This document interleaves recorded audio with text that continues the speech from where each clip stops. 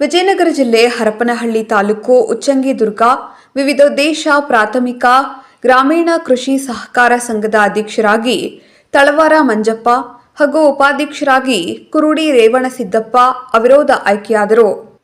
ಅಧ್ಯಕ್ಷ ಉಪಾಧ್ಯಕ್ಷ ಸ್ಥಾನಕ್ಕೆ ಕ್ರಮವಾಗಿ ತಳವಾರ ಮಂಜಪ್ಪ ಹಾಗೂ ಕುರುಡಿ ರೇವಣಸಿದ್ದಪ್ಪ ಮಾತ್ರ ನಾಮಪತ್ರ ಸಲ್ಲಿಸಿದ್ದರಿಂದ ಅವರನ್ನು ಅವಿರೋಧವಾಗಿ ಆಯ್ಕೆ ಮಾಡಲಾಯಿತು ಎಂದು ಚುನಾವಣಾಧಿಕಾರಿ ಬಿಕೆ ಬಡಿಗೇರ ಘೋಷಣೆ ಮಾಡಿದರು.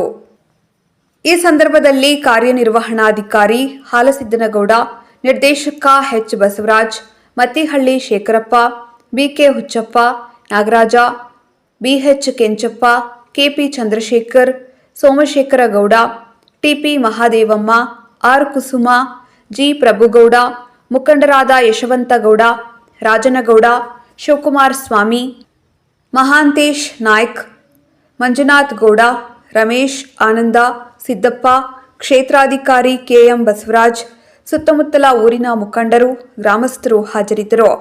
ವರದಿ Mahesh Arsikere, KS news 24x7.